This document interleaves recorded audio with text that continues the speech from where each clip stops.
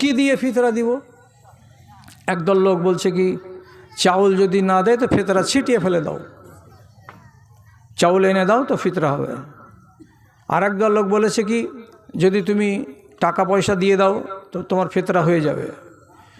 আরেক দল লোক তখন বলছে কি যে টাকা দিয়ে ফিতরা দেওয়া হারাম হারাম। তো একবার হারাম কি 10-12 বার করছে হারাম হারাম হারাম। আর যেগুলো আলেম নয়, যেগুলোকে আমাদের দেশওয়ালি বাংলাতে কি বলে ড্যাঁড়িকা পুঁঠি, যার পেট টিপতে গেলে হাওয়া বেরোবে নিচু দিক দিয়ে, উপর দিক দিয়ে বিদ্যা বেরোবে না, এইরকম ড্যাঁড়িকা পুঁঠিগুলো মিম্বারে উঠে যাচ্ছে যে এমন তাফালিং মারছে দেখে মনে হচ্ছে যে ইয়ার মতন আলেমের বেটা আলেম পৃথিবীতে আর কেউ নেই। বুঝছেন কথাটা? তো অত গরম দেওয়া ভাষণ কাউরি শুনিয়েন না। যেটা কথা যারা বলছে চাল দিয়ে যদি ফিতরা দাও তো একবারে সুন্নাত, আমি বলছি আল্লাহর কসম চাল দিয়ে ফিতরা দেওয়া সুন্নাত নয়। সুন্নাত কোনটা দিয়ে? যেটি হাদিসে নাম আছে ওইটি দিয়ে। কি কি আছে? গম আছে, জব আছে, কিশমিশ আছে, আর খেজুর আছে, আর পনির আছে। এইটি 5টা জিনিস দিয়ে তুমি ফিতরা দাও, খাঁটি সুন্নাত, খাঁটি সুন্নাত। আর যদি বেশি সুন্নাতকে মাপতে যাও আর চাল দিতে যাও তো সুন্নাত হবে না, আদায় হয়ে যাবে, আদায় হয়ে যাবে ইনশাআল্লাহ, আল্লাহ তাআলার কাছে কবুল হবে। কিন্তু এই কথাটা মুখে বাজায়ও না, চাল দিয়ে দিলাম তো সুন্নাত করলাম, সুন্নাত করলাম। চাল দিয়ে সুন্নাত নয়, 5টা জিনিস দিয়ে করতে গেলে সুন্নাত হবে। অতএব যারা পারছেন বাড়িতে চাউল আছে দেন, আলহামদুলিল্লাহ, অসুবিধা নেই। যারা কিনে খাওয়া লোক আছেন অসুবিধা আছে, আপনি তাকে টাকা দিয়ে দিবেন, অসুবিধা নেই। আপনার ফিতরা কবুল হবে না এটা কথা বলে কেউ যদি রটায়, আপনাকে বলবেন যে তুমি রটাতেই থাকো, আমার হিসাব আল্লাহ নেবেন, তুমি নিবা না। কবুল হবে না হবে ওইটা আল্লাহ তাআলা বুঝবেন, তোমাকে বুঝতে হবে না। যেটা বলছি সেটার দিকে দেখেন, যেই জিনিসটাতে ফকির সন্তুষ্ট হবে সেটাই করেন। রসুলুল্লাহর যুগে মুদ্রা ছিল না, রসুল মুদ্রা দিয়ে ফিতরা আদায় করেননি। যদি মুদ্রা থাকতো তাহলে নিশ্চয়ই রসুলুল্লাহ মুদ্রা দিয়েও ফিতরা দিতেন। কেন বলছি কথাটা? রসুলুল্লাহকে কুলহিয়া লাগিয়ে দিল একটা লোক, তো কুলহিয়া লাগিয়ে দেওয়ার ব্যাপারে টাকা পাবে তো খুদরা পয়সাই তো নেই, তো কি দিবে একে? রসুল বলছেন এক করো তো, এই ছেলেটাকে 100 খেজুর দিয়ে দাও তো কুলহিয়া লাগানোর বদলা কত দিলেন? 100 খেজুর। টাকা নেই বলেই তো খেজুর।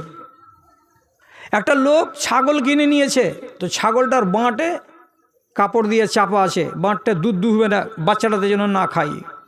আপনি দেখছেন এবার থানটাকে কাপড় দিয়ে ঢাকা আছে, তো ধরেন 24 ঘন্টা থেকে থানকে ঢাকা আছে। আপনাকে বললো কতটা দুধ হয়, আপনি বললো যে 1 কিলো দুধ হয়। আপনি 1 কিলো দুধ বলে কিনে নিয়ে নিলেন, বা এটা ছাগলটাকে বাড়ি নিয়ে গিয়ে দুধ দুহিলেন।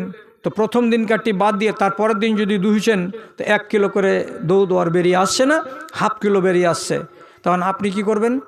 এই লোকটাকে যে বলবেন, ভাই তুমি আমাকে 1 কিলো বলে দিয়েছিলে, এই ছাগলটা 1 কিলো দুধ হয় না, অতএব আমি এই জিনিস তোমার নিব না, তুমি তোমার জিনিস নিয়ে নাও আর আমাকে আমার টাকা ঘুরিয়ে দাও। এই লোকটা টাকা ঘুরিয়ে দিতে বাধ্য আর সামানটাকে ঘুরিয়ে নিতে বাধ্য। এবার আপনি যে দুধখানি খেয়ে নিয়েছেন তো কী করতে হবে? তো রসুল্লাহ বলছেন ওকে 100 খেজুর দিয়ে দাও।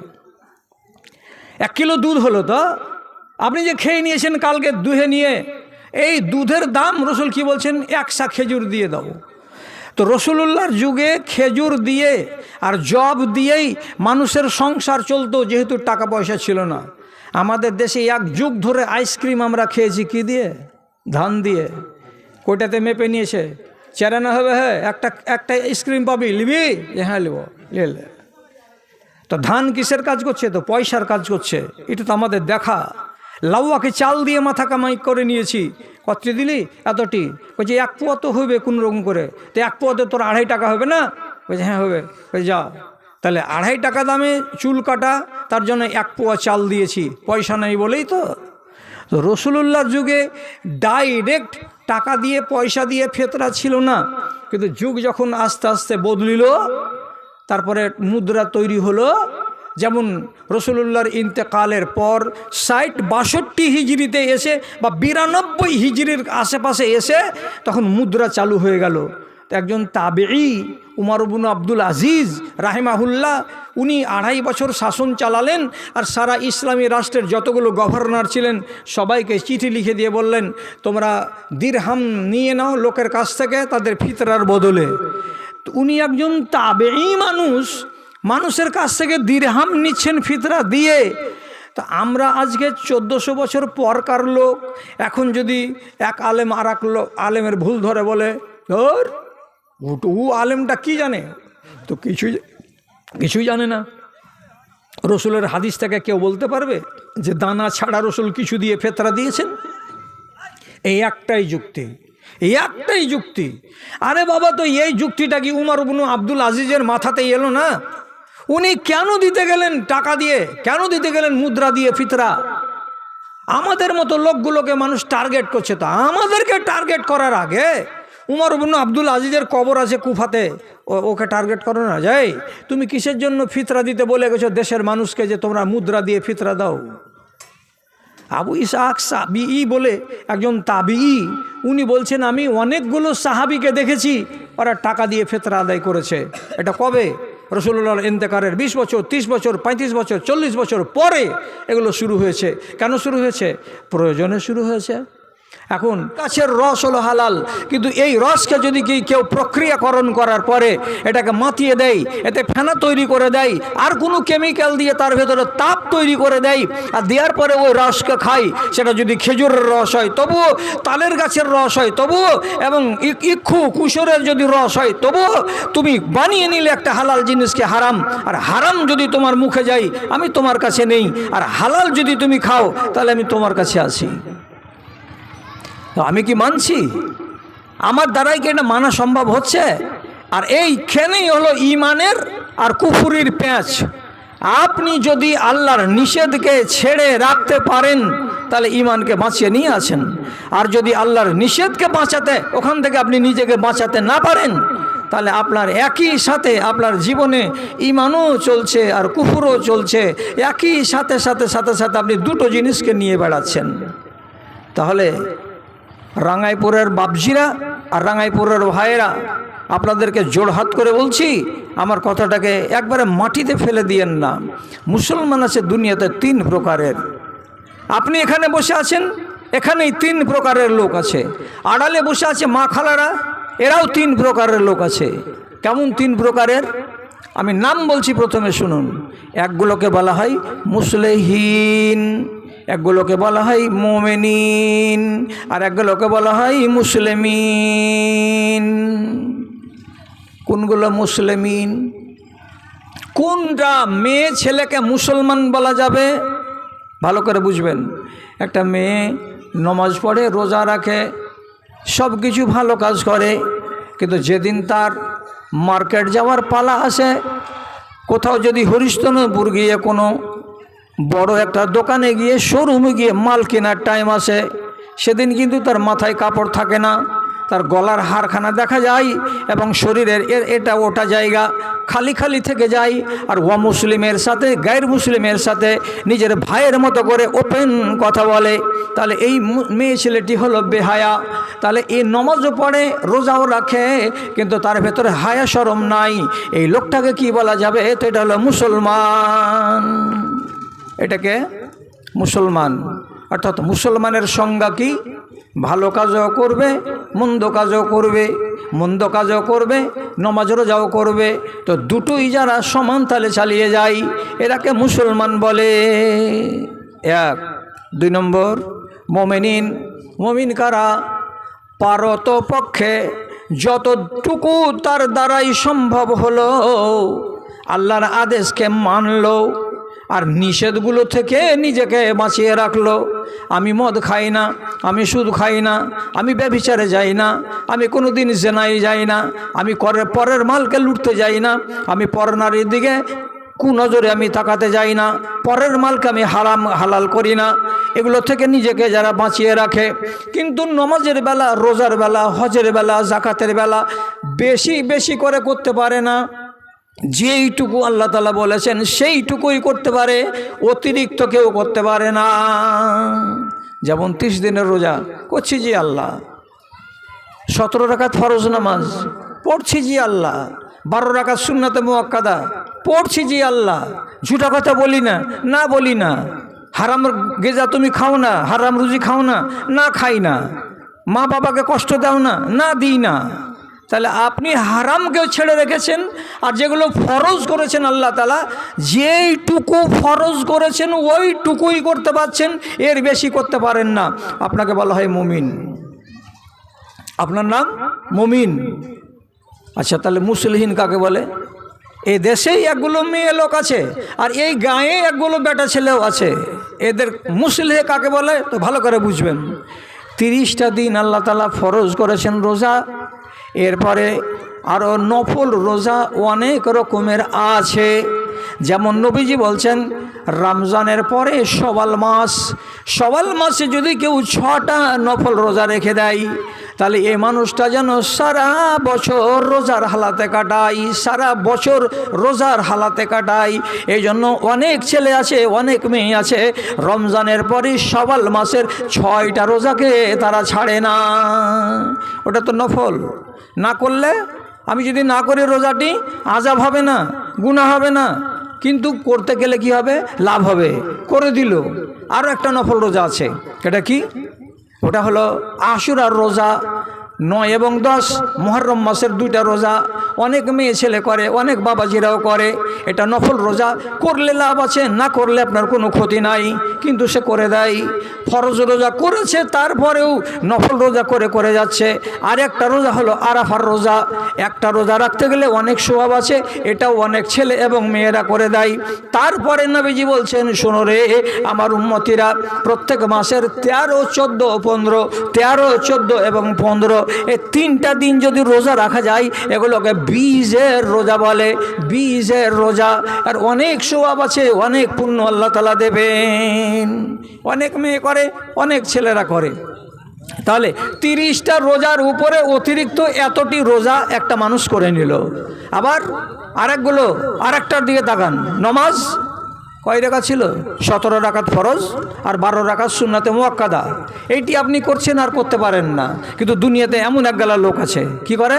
মসজিদে গেল, ঘড়ির দিকে দেখছে অনেক টাইম বাকি আছে, তখন 2 রাকাত নামাজ পড়লো, তাহিয়াতুল মসজিদ বলে। 4 রাকাত নামাজ পড়ে নিল, জোহরের সুন্নাত বলে।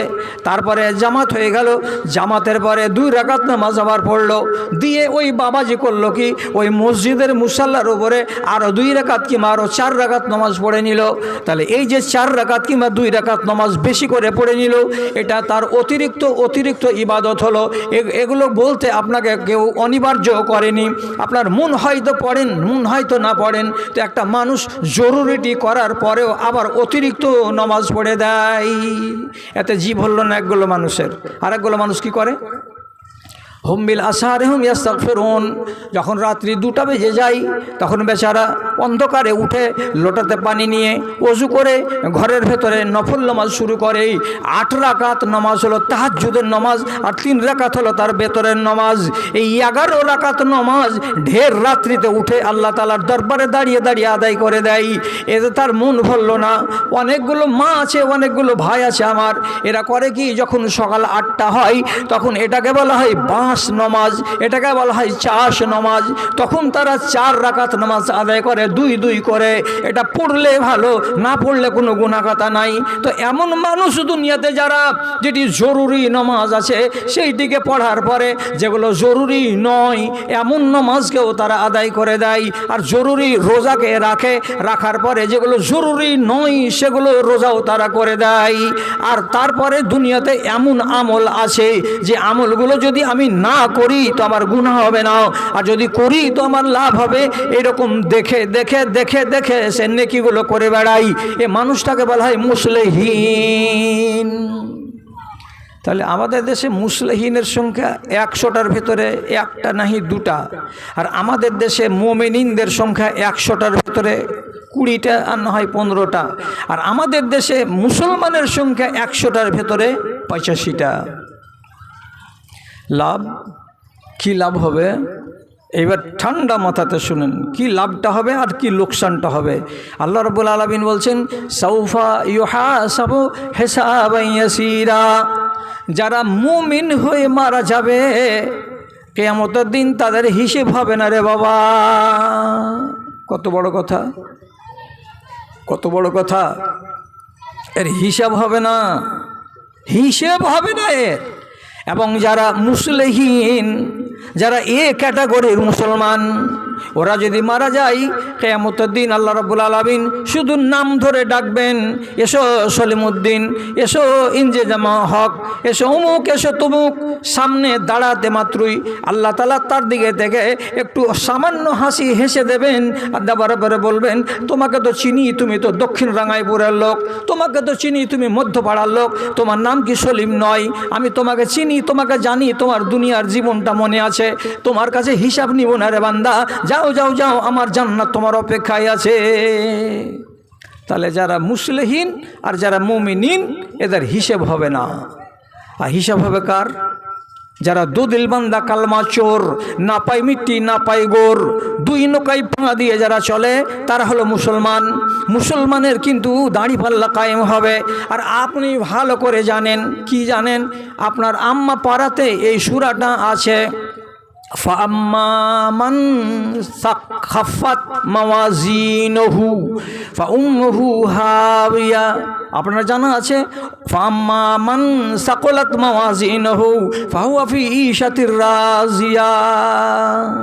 দাড়ি পাল্লা খাড়া হবে, খাড়া হয়ে গেল দাড়ি পাল্লা, এ বান্দা খাড়া হয়, এখানে খাড়া আছে, চাপাও ফেরেশতারা এর আমলগুলোকে এর দাড়ি পাল্লাতে চাপাও। একদিকে নেকি চাপিয়ে দেওয়া গেল, একদিকে তার পাপ চাপিয়ে দেওয়া গেল। জীবনে যতটি পাপ আছে আর জীবনে যতটি নেকি আছে, সমস্ত নেকিকে এবং সমস্ত পাপগুলোকে দুই পাল্লাতে রব্বুল আলামিন চাপিয়ে দেবেন। দেওয়ার পরে বান্দাকে সামনে খাড়ো রেখে আল্লাহ তাআলা এই পাল্লাটাকে এবার উপর দিকে উঠাতে বলবেন। ফেরেশতারা যখন দাড়ি পাল্লাটাকে উঠালো, তো পাপের পাল্লা যদি তকদির ভালো হয় যে উপর দিকে চেড়ে গেল, আর নেকির পাল্লা 200-300 গ্রাম নামো দিকে নেমে গেল, তাহলে যাও, তোমার তামুক খাওয়া রেহাই, তোমার ঝুঠা কথা বলা রেহাই, আর তোমার পরের মাল মেরে নেওয়া রেহাই। আর যদি আল্লাহ না করে যে তোমার পাপের পাল্লাটাই ভারী হয়ে গেল, মাত্র 100 গ্রাম, মাত্র 250 গ্রাম, আর যেটা পুণ্যের পাল্লা সেটা হালকা হয়ে গেল, এবার আল্লাহ কি বলবেন? যে আল্লাহ কেন বলবেন? আপনি বাংলা পড়েন না?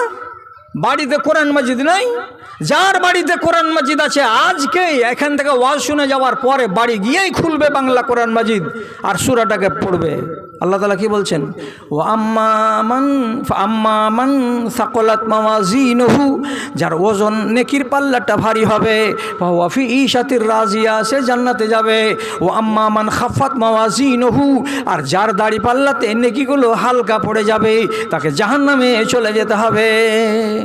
100 গ্রাম কম হলেও কম, 50 গ্রাম কম হলেও কম, 2 কেজি কম হতে গেলেও কম। যদি কম পড়ে যায় নেকি আর পাপ যদি একটুখানি বেড়ে যায়, আল্লাহ রাব্বুল আলামিন বলবেন, কি খবর জমশেদ আলী, আমার দিকে কি দেখছো?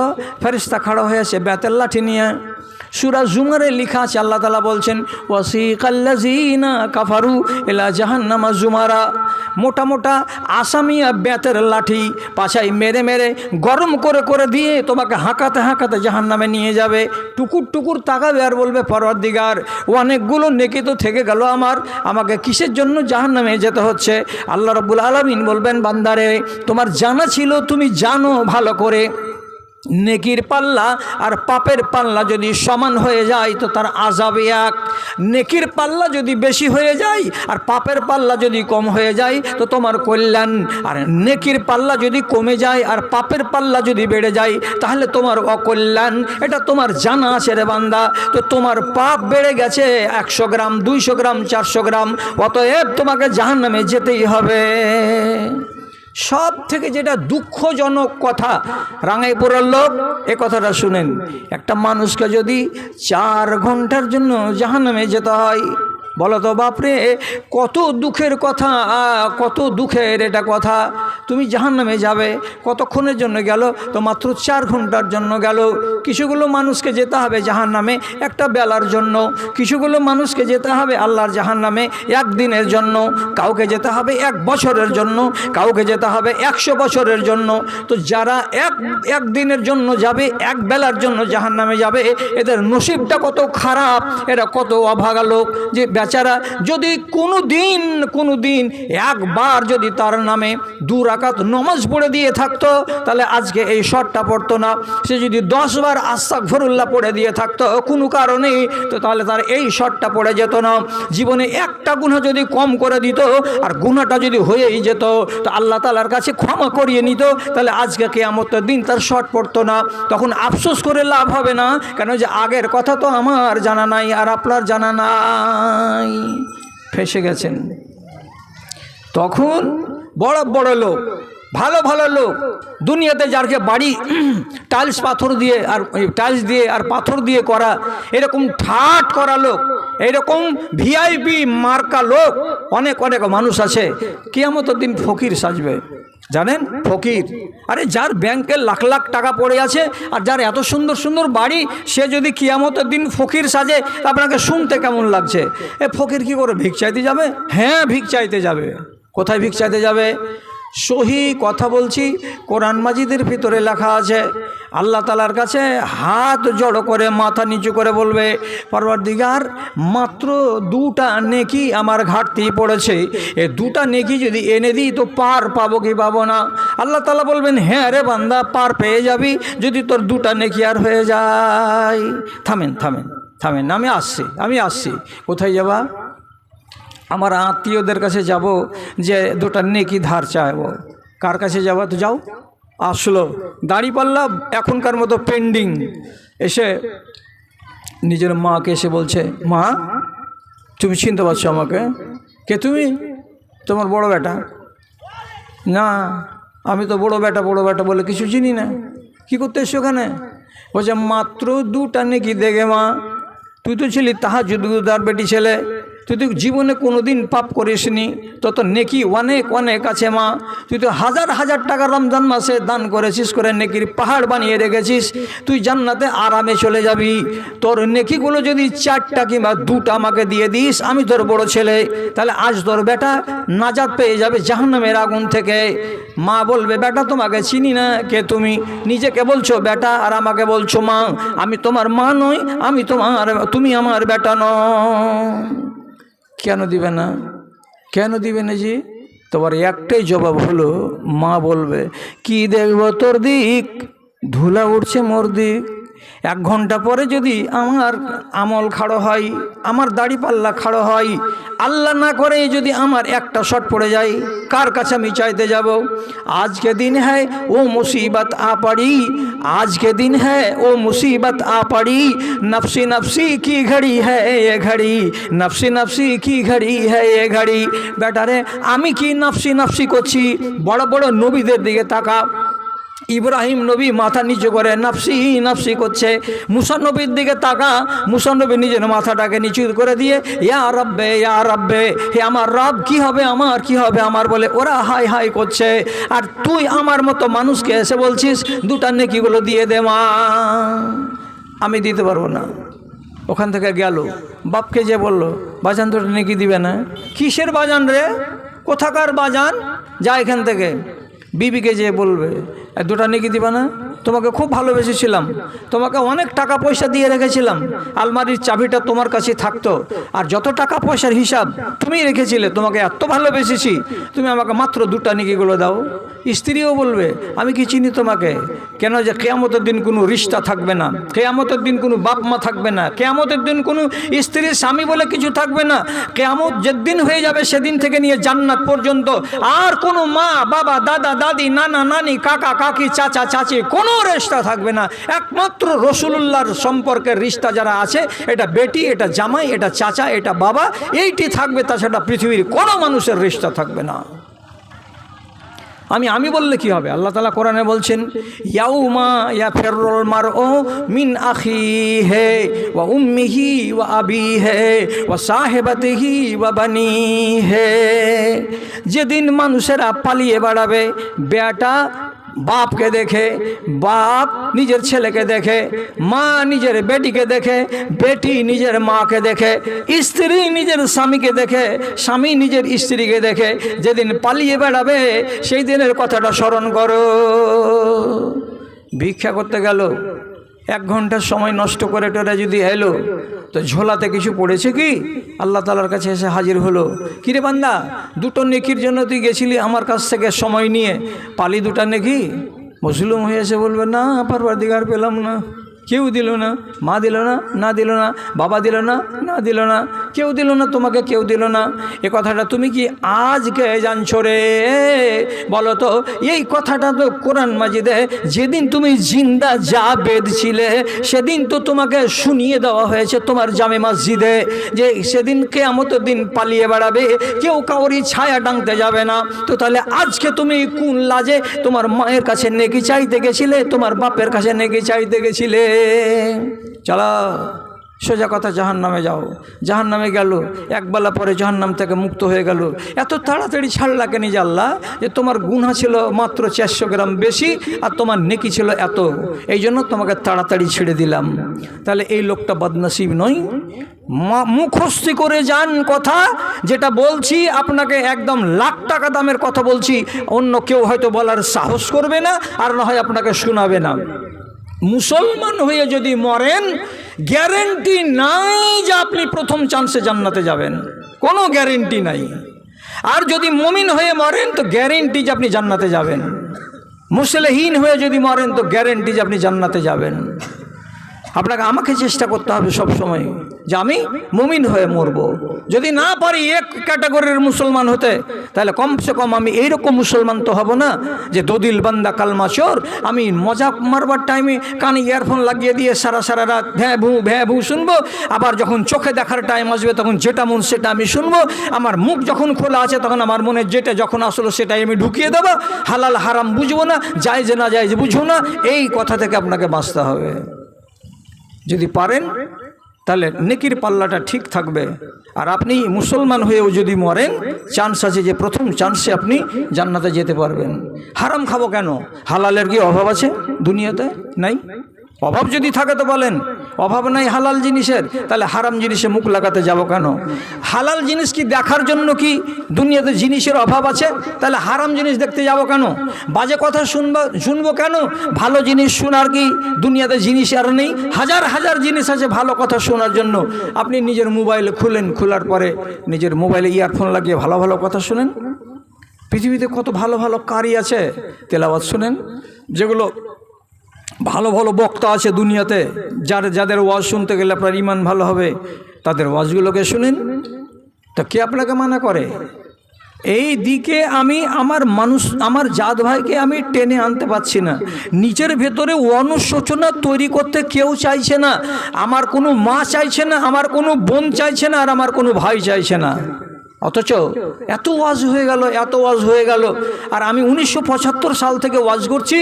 জালসা কত ময়দান, কত স্কুলের গ্রাউন্ড, আর কত মাদ্রাসার গ্রাউন্ড, আর কত লোকের গলিতে, আর কত কোন জায়গাতে যে জালসা করেছি আমি নিজে গুনে দিতে পারবো না।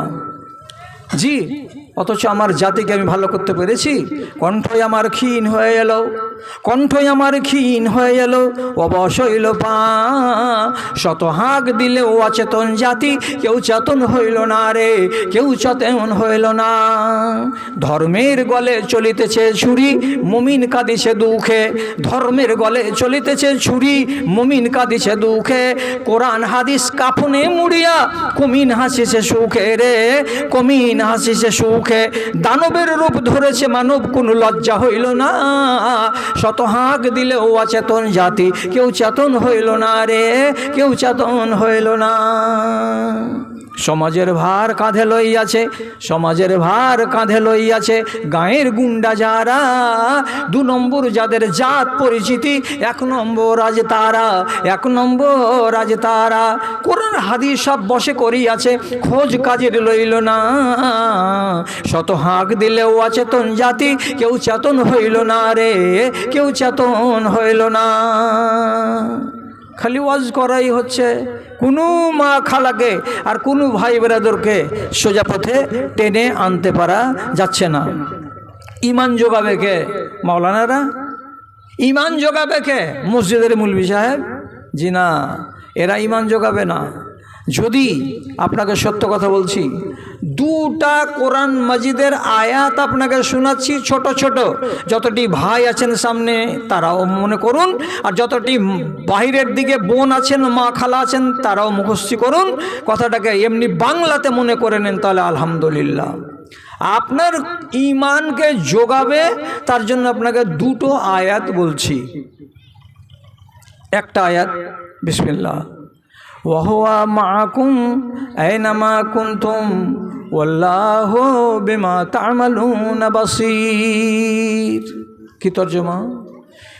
তিনি আল্লাহ রাব্বুল আলামিন সব সময় তোমার সাথে আছেন, তিনি সব সময় তোমার কাছে আছেন। এর মানেটা কি? আল্লাহ আপনার ঘাড়ে ঘাড় দিয়ে হেঁটে বেড়ান না। তো কেমন কি আল্লাহ রাব্বুল আলামিনের সিসি ক্যামেরাতে, যেমন সিসি ক্যামেরাতে বড় বড় শোরুমের কোন কোনাতে কোনটা মাল আছে আর কোন কোনাতে কোনটা কনজুমার নাড়াচাড়া করছে, হেড কম্পিউটারের সামনে স্ক্রিনে যেমন দেখতে পাওয়া যায়, তেমনি আল্লাহ রাব্বুল আলামিন বলছেন পৃথিবীর চারি প্রান্তে কোটি কোটি মানুষকে কি করছে, কোনটা আমল করছে, কোনটা খাবার খাচ্ছে, আমি আমার স্ক্রিনে বসে বসে দেখতে পাই। অসম্ভব লাগছে নাকি? আল্লাহ তাআলা পৃথিবীর মানুষকে স্ক্রিনে দেখতে পাচ্ছেন, তুমি কি করছো তুমি কি করছো না। কথাটা শুনতে ভারী লাগলো? যদি বলে হ্যাঁ ভারী লাগলো, এই যে সামনে মোবাইলটা আছে, কয় পয়সা এর দাম? 20,000 টাকা। এর ভেতরে একটা চিপস আছে, এই চিপসখানার দাম কত? বড় জোর 2,500 থেকে 3,000 টাকা। ইয়ে করবে কি, একে যদি এভাবে চালু করে দেওয়া যায় তো 10 ঘন্টা আমার কথাগুলোকে সব রেকর্ড করে নেবে, একটা কথা ছাড়বে না। যখন এই কথাটাকে ছেড়ে দিবে ওর নিজের চ্যানেল থেকে, তো একটা চ্যানেল থেকে কথাটিকে ছাড়লো, আমি এমনি করে আঙুল তুলে আমার নাম বদরুদ্দোজা, আমি ওয়াজ করছি, আর এই চ্যানেলটাকে দেখছে একসঙ্গে পৃথিবীতে কতটি লোক? আপনি আন্দাজ করে বলুন তো কতটি লোক দেখছে? 100, 1000, 10,000, 20,000? সুবহান আল্লাহ। নিজে টিপবেন মোবাইলটাকে, টিপে দেখবেন যদি লাইভ চলে। এটা লাইভ, একটা সিস্টেম হলো লাইভ, আর একটা হলো পরে ডাউনলোড বা আপলোড। যদি লাইভ চলে তো একই সময়ে কোথায় আমেরিকাতে কাজ করছে এই শেরশাবাদ জাতি, কোথায় দুবাই আর কাতারে কাজ করছে এই শেরশাবাদ জাতি, কোথায় গুজরাটে আর কোথায় পাঞ্জাবে আর কোথায় বোম্বাই আর কোথায় মহারাষ্ট্রে, রাতের বেলায় হাজার হাজার লক্ষ লক্ষ ছেলে মিলে আরমান করে মোবাইল জুড়ে দিয়েছে, আর ধুমধাম ধুমধাম চলতে আছে। কে আওয়াজ করছে? ওই এটা বদরুদ্দোজা, বাড়ি কোথায়? শামসে। তা আমি কি 100 জন? না আমি একটা, আমি তো একটা। তা আমি একটা ঢুকলাম কোটি কোটি মোবাইলের ভেতরে, কেমন করে? তা আপনার যদি জ্ঞান এটা করে দেয় যে একটা লোক এক জায়গাতে কথা বলবে, তো কোটি কোটি কোটি কোটি জায়গাতে ওই লোকটাকে দেখতে পাওয়া যাবে নিজের বাড়িতে বসে বসে। তাহলে রব্বুল আলামিন এত মহান সত্তার অধিকারী, তিনি আরশে আজিমে বসে বসে এই 800 কোটি মানুষকে কি করছে ইনি দেখতে পাবেন না? অসম্ভব বলবেন না, খবরদার। আয়াতটার তর্জমা কি? ওয়াহুয়া মাকুম আইনামা কুনতুম, তুমি যেখানে যাও, যে হালাতেই থাকো, যাই করো না কেন, রব্বুল আলামিন তোমাকে দেখছেন, তুমি রব্বুল আলামিনের সিসি ক্যামেরাতে আছো।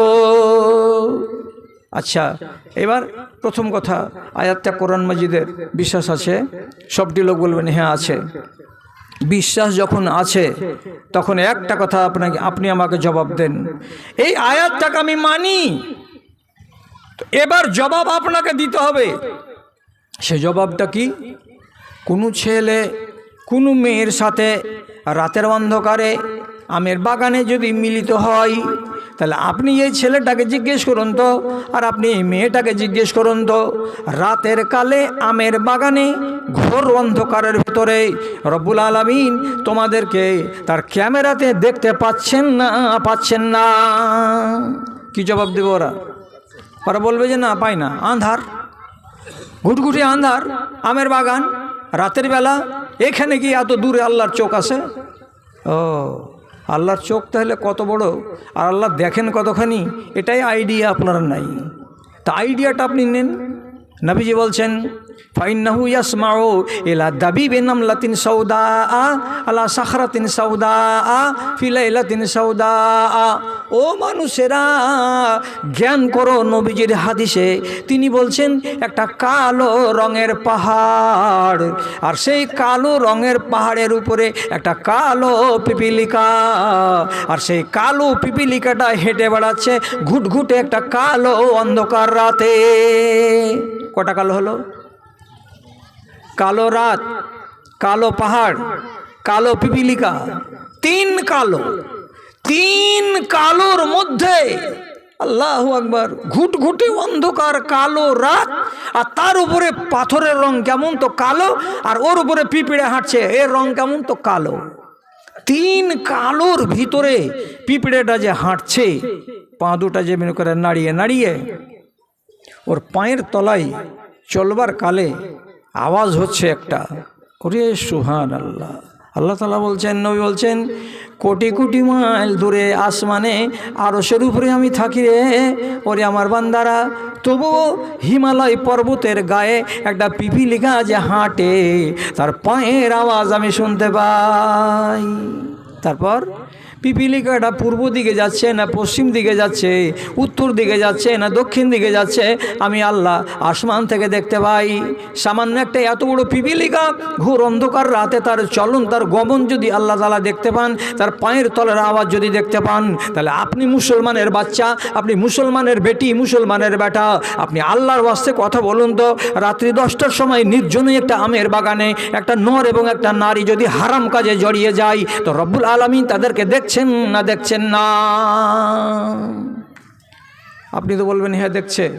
তাহলে আল্লাহ তাআলার চোখের সামনে তুমি এত বড় অন্যায় কাজ করবে, তুমি ফতোয়া দাও, কাগজ দিচ্ছি, মরার পরে তুমি নাজাত পাবা? যদি তুমি এদিক ওদিক করো, পা হাত মারামারি করো, তো দুনিয়ার মিশাল দিচ্ছি কি, মধ্য রাঙ্গাইপুরের একটা মেয়েকে তুমি খুব ভালোবাসো, মেয়েটি এখান দিয়ে হাঁটতে হাঁটতে তোমাদের ফুন্দি পাড়া দিয়ে চলে যাচ্ছে, তো গলিতে তুমি দাঁড়িয়ে আছো, তোমার বাবা দাঁড়িয়ে আছে, এ তো তোমার লাভার, এটা তোমার প্রেমিকা, তো তোমার প্রেমিকার সাথে তো তোমার খুব লেনাদেনার উঠবোস আছে, তোমার বাপের সামনে ওকে ডেকে ওর কাঁধে হাত দিয়ে ওকে একটা চুম্বন দিতে পারবে?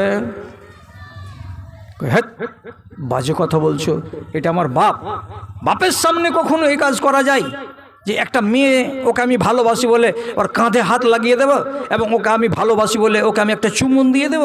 আমার কি লজ্জা নেই এই যে বাপের সামনে কাজ করতে যাব?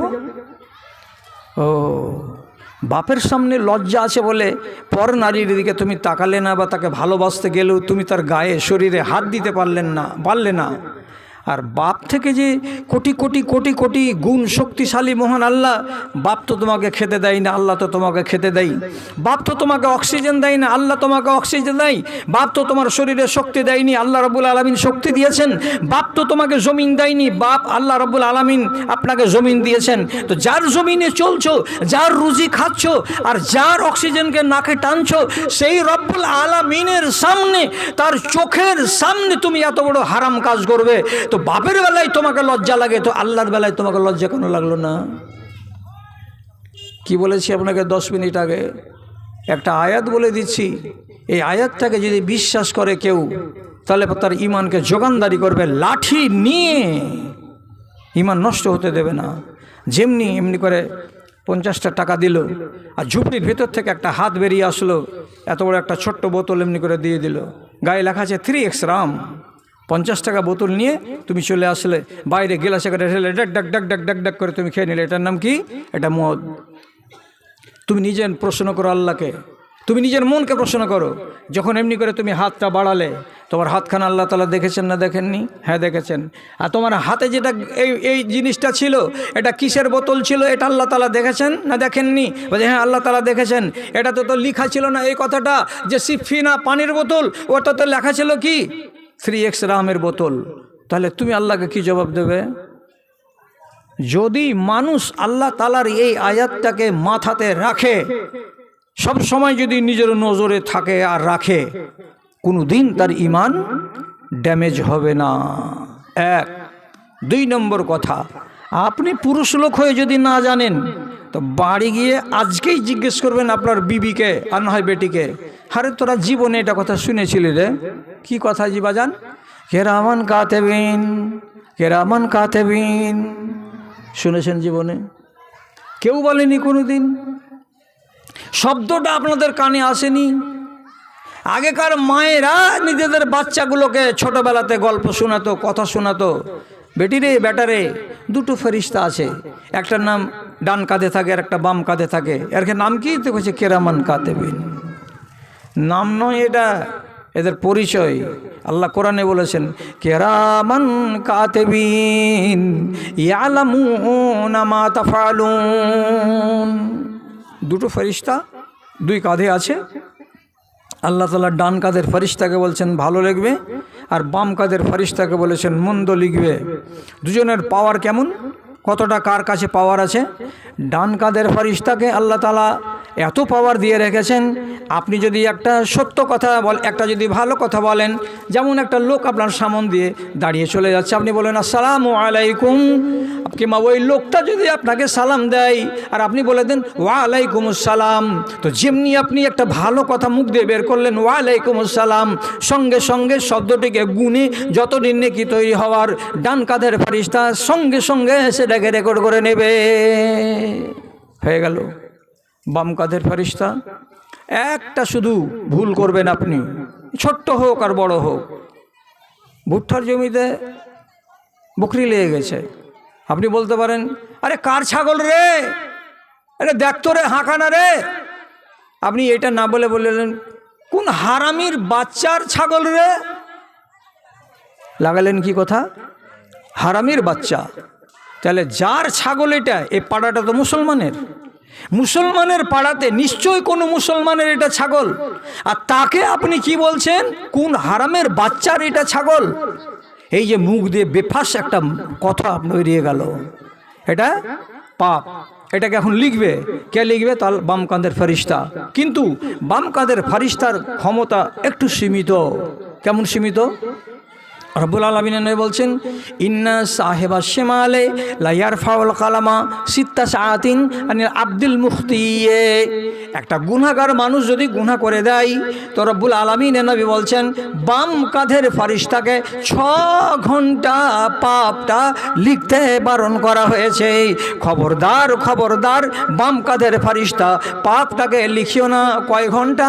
তো 6 ঘন্টা। লেন 10টার সময় গাল দিলেন, আর এদিকে 6 ঘন্টা খাতা কলম আটকা আছে, লিখতে পাবো না। কিসের জন্য 6 ঘন্টা মানা করলেন আল্লাহ? তবে নবীজি বলছেন ইজাস্তাগফারাল আবদ, যদি আমার এই বান্দাটারি আধা ঘন্টা পরে 1 ঘন্টা পরে যদি মনে চলে আসে আহারে কি করেছি এই যে 15-20 মিনিট আগে কিংবা আধা ঘন্টা আগে অমুক জায়গাতে এই যে বেফাস কথাটা বললাম, এই যে বাজে কথা বলেছি, এটা তো অন্যায় কথা, এটা তো গুনাহের কথা, ওর মনে যদি চলে আসে আর সে ওটাকে স্বীকার করে, আর করার সাথে সাথে নিজে নিজে বলে দেয় আস্তাগফিরুল্লাহ আস্তাগফিরুল্লাহ, কিংবা বলে দেয় আস্তাগফিরুল্লাহ রাব্বি মিন কুল্লি যামবি ওয়া আতুবু ইলাইহি, এইরকম করে যদি ইস্তেগফার করে দেয় তো নবীজি বলছেন সঙ্গে সঙ্গে আল্লাহর ফেরেশতা ওই পাপটাকে যে হাতে করে নিয়েছিল, লিখতে পাচ্ছিল না, ওকে হাত থেকে আছাড় মেরে জমিনে ফেলে দেবে, আর ওটা খাতায় জীবনে লিপিবদ্ধ হবে না। তাহলে ডান কাঁধের ফেরেশতার বাম কাঁধের ফেরেশতার ক্ষমতাতে একটু তফাৎ আছে। এই ফেরেশতাগুলো আপনার সব কিছু লিখছে, আর আপনি মনে মনে বলবেন দেখতে কেন পাই না, কবে লিখছে? এই কথাটা শুধু শিখে রাখেন, ফেরেশতাকে জীবনে দেখতে পাবেন না। জি, মনে থাকে যেন, ফেরেশতাকে জীবনে দেখতে পাবেন না। তবে একদিন দেখতে পাবেন, যেদিন মরণ কাছে আসবে সেদিন। আরবি ভাষা বুঝেন না, একদিন বুঝতে পারবেন, যেদিন কবরে আপনাকে শুইয়ে দেওয়া হবে সেদিন। মনে থাকবে? ফুন্দিটোলার লোক কি বললাম, মনে থাকবে? আপনি আরবি বুঝেন না, যেমনি কবরে শুয়াবে আপনাকে, আপনার ভাষা হয়ে গেল সেদিন থেকে আরবি। জান্নাত পর্যন্ত আপনার ভাষা আরবি, জাহান্নাম পর্যন্ত ভাষা কি হবে? আরবি। আর মরবার কালে আল্লাহ তাআলা একবার দেখাবেন কাকে? আল্লাহর ফেরেশতাদেরকে। ভালো ফেরেশতাও হলে আপনি দেখতে পাবেন, মন্দ ফেরেশতা হলে একবার দেখতে পাবেন, তাছাড়া আর জীবনে দেখতে পাবেন না। নবী করিম সাল্লাল্লাহু আলাইহি সাল্লাম জিবরিলকে জীবনে এইভাবে দেখতে পাননি, একবার আরমান করেছিলেন, একবার আরমান জিবরিল তোমাকে আমি দেখব আসল রূপে। তো একদিন জিবরিল এসেছিলেন আসল রূপে।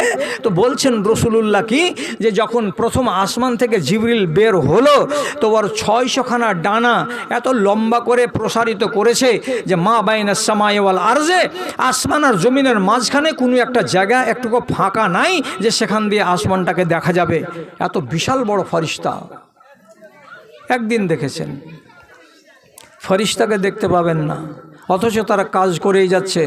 কেন করে যাচ্ছে? আল্লাহ হুকুম দিয়েছেন, একে লিখো।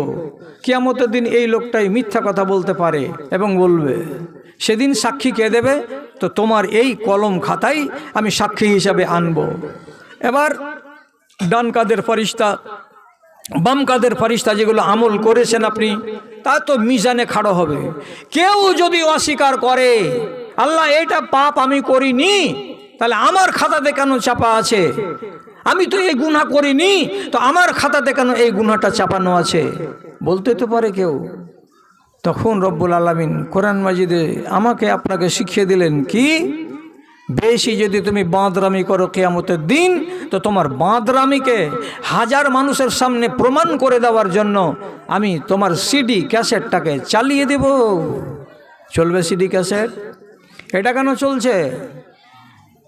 এই লোকগুলোকে আপনি বলবেন, যদি ওরাকে বলেন এই মৌলবিটার 2014 সালের 2012 সালের ওয়াজ শোনাও, তো এরা এক্ষুনি আপনাকে বের করে 2012 সালের ওয়াজ আপনাকে শুনিয়ে দেবে, 2010 সালের ওয়াজ শুনিয়ে দেবে, যদি এরা রেকর্ড করে থাকে। তো আপনার কেন শোনানো যাবে না?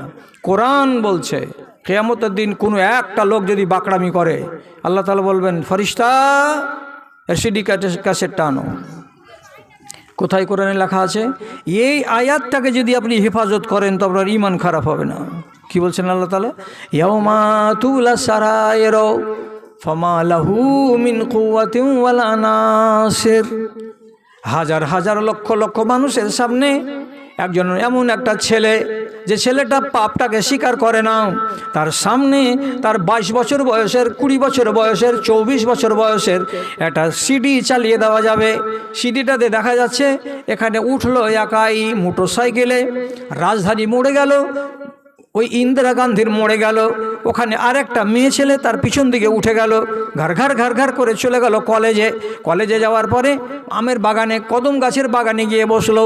বাগানে বসার পরে তারা অশালীন আচরণগুলো করলো, এ ওর গায়ে হাত দিল, এ ওর গায়ে হাত দিল। এই যে দৃশ্যগুলো জঘন্য দৃশ্য, এটা কে তোমার বিবি তো নয়, এটা কে তো তোমার ভালোবাসা। ইসলামে ভালোবাসা বলে এই রকম কোনো ভালোবাসা নেই। এই যে হারাম কাজগুলো করে যাচ্ছ, আর একটা অচেনা এবং অন্য রমণের গায়ে তুমি যে হাত লাগাচ্ছ, এগুলো সব রেকর্ড হয়ে আছে। আর তুমি যে মুখে যে ভাষাগুলো বলেছিলে, সমস্ত ভাষাগুলোর সাথে সাথে বলবে। আল্লাহ তাআলা বলছেন, ইয়াউমা তুবলা সারায়ের, তোমার ভেদের কথা যখন খুলে দেওয়া যাবে হাজার হাজার মানুষের সামনে, তুমি নিজে দেখতে পাবে আমি মহিউদ্দিন এবং আমার কর্মগুলোকে দেখানো হচ্ছে বড় স্ক্রিনে। তখন বলবে কি, পরওয়ারদিগার আলম, এটাকে বন্ধ করে দাও মাওলা, এটাকে বন্ধ করে দাও আল্লাহ, এটা দেখতে চাই না, আর কাউকে দেখায়ও না। আল্লাহ তাআলা বলছেন, ফামা লাহু মিন কুওয়াতিন ওয়ালা নাসির, তোর হিম্মত নাই রে বান্দা যেটাকে বন্ধ করিস, তোর বাবারও হিম্মত নাই রে বান্দা যে এটা বন্ধ করে দেবে, তোর 14 গোষ্ঠীও বন্ধ করতে পারবে না। আমি আল্লাহ রাব্বুল আলামিন যতক্ষণ চালাবো তোমার ক্যাসেটটা ততক্ষণ চলবে, যতক্ষণ তুমি স্বীকার না করবে যে হ্যাঁ আল্লাহ আমি হলাম সেই লোকটা আর আমি এ কাজ করেছি, যতক্ষণ তুমি না বলবে ততক্ষণ পর্যন্ত তোমার খিস্তি বের হতেই থাকবে। মানো? হ্যাঁ মানি।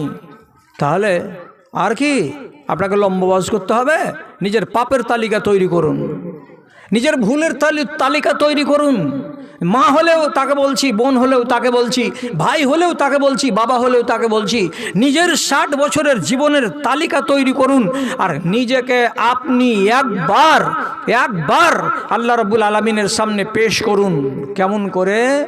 লজ্জিত করে, কেমন করে মাথাটাকে নিচু করে, কেমন করে যেমন আসামিকে হাত বেঁধে থানা নিয়ে যায়, তখন যেমন চেহারাটা মলিন হয়ে থাকে, ওই রকম করে।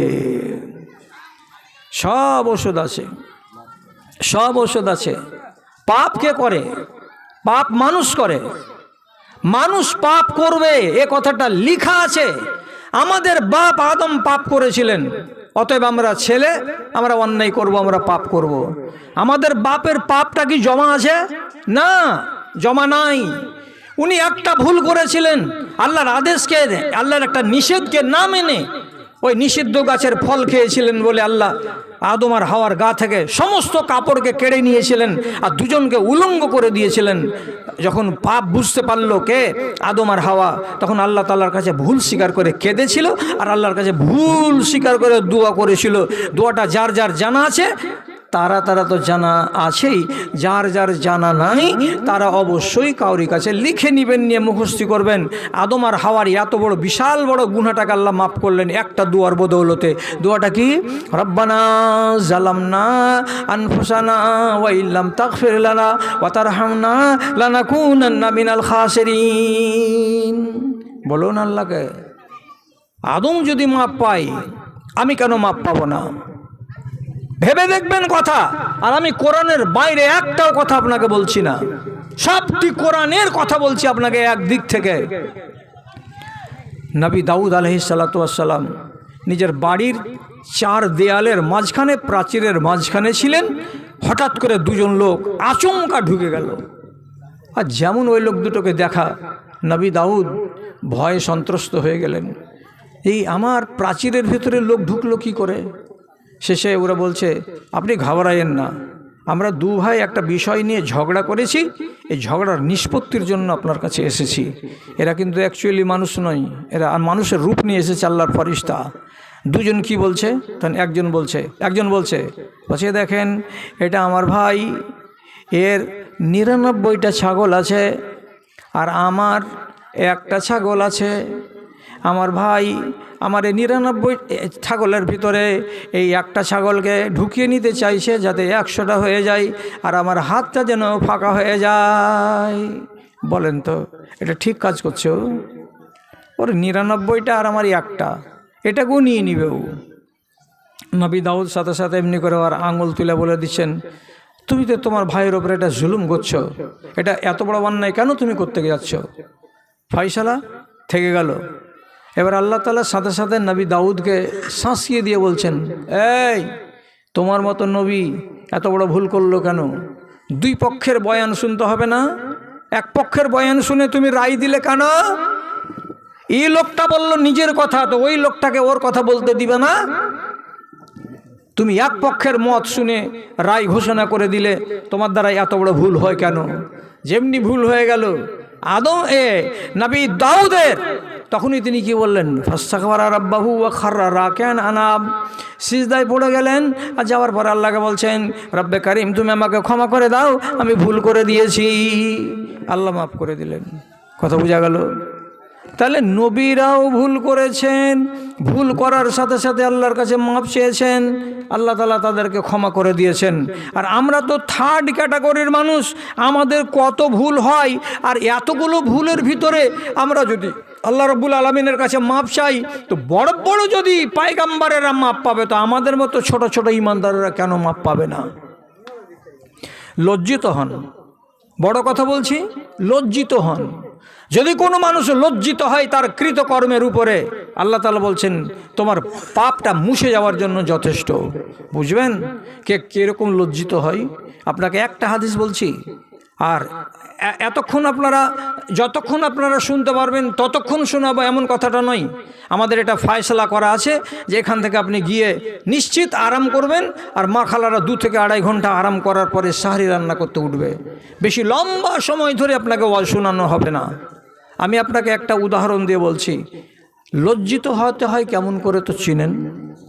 রসুলুল্লাহ একদিন তার 9টা বিবিকে সামনে করে দিয়ে দেখেন এমনি করে আঙুল তুলে বলছেন, আইয়া তো কন্যা সাহেবাতুল জামালিল আদবাবে, তোমরা 9টা বিবি আমার বেঁচে আছো, আমি জানতে পারলাম না, মরে যাব। আমার মরে যাওয়ার পরে কোনটা বিবি এমন তোমরা আছো, একদিন তোমরা করবে কি, মুখের দিকটা কালো রঙের লোমওয়ালা উটের উপরে চড়ে বাড়ি থেকে বের হবে, এবং তুমি যখন ওই উটে চড়ে বাড়ি থেকে উল্টো পথে হাঁটা দেবে, তাম্বাহু আলাইকাল কেলাবাল হুবে, রাস্তাতে একটা হুব বলে জায়গা পড়বে, জায়গাটার নাম হলো হুব। হুব নামক জায়গা দিয়ে উঠে চড়ে যখন তুমি গত হবে, তখন ওই হুব এলাকার কুকুরগুলো তোমাকে দেখে ঘেউ ঘেউ ঘেউ ঘেউ ঘেউ ঘেউ করে উঠবে, জেনে নিবে তুমি গলত পথে হাঁটছো। তুমি বুঝে নিবে আমি সোজা পথে নেই, আমি গলত পথে চলেছি, কিন্তু কোনটা বিবি আমার এটা জানতে পারলাম না, আল্লাহ আমাকে জানালেন না। তোমরা তো 9টা বিবি আছো। এটা কবে হলো, কি করে হলো, অনেক লম্বা ঘটনা, শুধু এইটুকু শর্টের উপরে আপনাকে বলছি। রসুলুল্লাহর ইন্তেকালের 35 বছর পর যখন মুয়াবিয়া আর আলী এই দুজনে যখন দাঙ্গা লেগে গেল, কি নিয়ে, খেলাফত নিয়ে, তো মা আয়েশা ছিলেন মক্কাতে, উমরা করতে গেছিলেন। ওখান থেকে শুনতে পেলেন ইরাকের বর্ডারে সিরিয়ার গভর্নর মুয়াবিয়া মিলিটারি নিয়ে আসছে, আর এদিক থেকে হযরতে আলী মদিনা থেকে হাজার হাজার মিলিটারি উনি নিয়ে যাচ্ছেন। মিলবে কোনখানে, তো ইরাকের বর্ডারে। তখন হযরতে আয়েশা মক্কা থেকে সোজা বাড়ি না এসে টেঁড়া পথ ধরে এইরকম পূর্ব দিক দিয়ে কাত হয়ে চলতে চলতে চলতে চলতে চলতে চলতে চলে যাচ্ছেন, ওই জায়গাতে যাবেন। তো রাস্তাতে যেই জায়গাটা রাসূলুল্লাহ বলেছেন তার নাম কি, হৌব। এটা আছে ইরাকের এক প্রান্তে। হৌব নামক জায়গা দিয়ে যখন রাত্রিবেলায় এই সবারই পার হচ্ছে, সাথে আরও 4-5টা সাহাবী ছিলেন, তালহা ছিলেন, জুবাইর ছিলেন, আরও অনেক সাহাবী আছেন। আর লাগাম ধরে টানছে মা আয়েশার উটটাকে একটা রাখাল। কুকুর ঘেউ ঘেউ ঘেউ ঘেউ করছে খুব। হঠাৎ মা আয়েশা টপ্পরের ভিতরে ঢুলতে ঢুলতে কুকুরের আওয়াজ শোনা মাত্রই কান খাড়ো করে দিয়ে বলছেন, হাগো এটা কি জায়গা, এই জায়গাটার নাম কি? তখন রাখাল ও কি আর জানে অত কথা, বলছে আম্মা এই জায়গাটার নাম হলো হৌব। হৌব দিয়ে আমরা গত হচ্ছি। আর যেমনই কথাটা মা আয়েশা জানতে পারা, সঙ্গে সঙ্গে রাখালকে ডেকে বলছেন, থামাও উটের লাগাম, আর আগাতে হবে না, এখান থেকে বাড়ি ফিরে চলে যাব, আর আমার উট আগে যাবে না। হযরতে তালহা রুকে গেলেন, হযরতে জুবাইর রুকে গেলেন। আর যাওয়ার পরে ওখানে আম্মা আয়েশার কাফেলাকে ঘিরে নিয়ে বলছেন, মা কেন ফেরত যাবেন, যায়েন না, ফেরত যায়েন না। আম্মা আয়েশা বলছেন, আমি যা জানি রে বাবা, তোমরা তো তা জানো না। এরা বলছে, আমরা যেটা বলছি সেটা তো আপনি বুঝছেন না, আমরা বুঝাতে চাইছি কি, 2 দল মুসলমানদের মুখামুখি হয়ে মারামারি করবে, এটাও মুসলমানের দল, ওটাও মুসলমানের দল। এদের যদি 100টা মারা যায় এরাও মুসলমান, ওদের যদি 100টা মারা যায় তো ওরাও মুসলমান।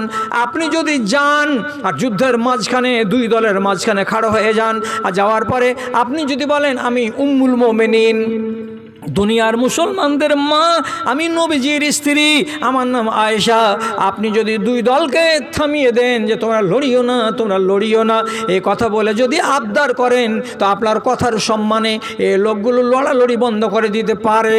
এই আশায় বলছি, মা চলেন, এগিয়ে চলেন, এগিয়ে চলেন, বাড়ি ফিরে যায়েন না। মা আয়েশা বলছেন, তোমাদের যুক্তিটা তো ভালো গো, তো যদি ঘুরে চলে যাই তো হয়তো ক্ষতি হয়ে যাবে, আর আমি যদি যাই তো ঝগড়াটা থেমেও যেতে পারে। চলে গেলেন, কুকুর ঝাউ ঝাউ করতেই থাকলো। মা আয়েশা চলে গেলেন এগিয়ে, যুদ্ধের ময়দানে গিয়ে শেষ পর্যন্ত যুদ্ধ লেগেই গেল। লেগে যাওয়ার পরে কি হলো, 12,000 মিলিটারি মরে গেল ওইখানে 2 দলের, যুদ্ধ অসমাপ্ত।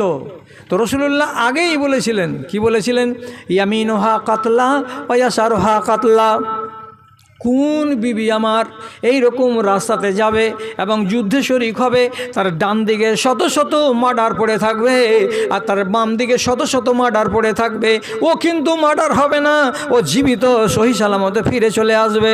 কোনটা বিবি যে আমার এমন কাজ করবে তো আমি তো জানতে পারলাম না।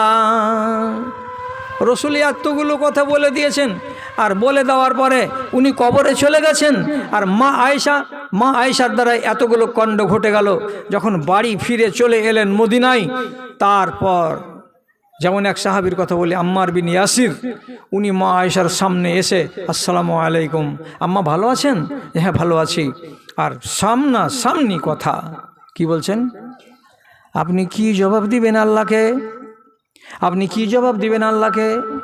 যদি আল্লাহ রাব্বুল আলামিন আপনাকে জিজ্ঞেস করে দেয় একটা কথা, মা আয়েশা তো চালাক বেটি ছেলে, তবুও বলছে কী রে বাবা কী? তখন তিনি বলছেন, আল্লাহ তাআলা বলেছেন ওয়াকারনা ফি বুয়ুতিকুন্না ওয়ালা তাবাররাজনা তাবাররুজাল জাহিলিয়াতিল উলা। আপনাদেরকে বাড়িতে থাকতে বলা হয়েছে, আপনি তো বাড়িতে থাকলেন না, বাড়ি থেকে বেরিয়ে চলে গেলেন যুদ্ধের ময়দানে। রাসূলুল্লাহ আপনাকে বলে দিয়েছেন হুব নামক জায়গার কুকুরগুলো ঘেউ ঘেউ করবে। তো আপনি যখন জানতে পারলেন এটা সেই জায়গা, আপনি ফিরে কেন চলে এলেন না? আপনি যে যুদ্ধের ময়দানে চলে গেলেন, তাহলে কিয়ামতের দিন আল্লাহ রাব্বুল আলামিন আপনাকে যদি জিজ্ঞেস করে আপনি কি জবাব দিবেন বলেন তো?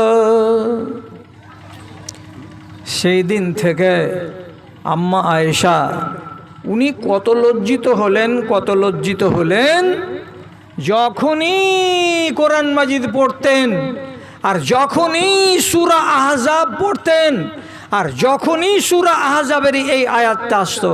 কোনটা আয়াত?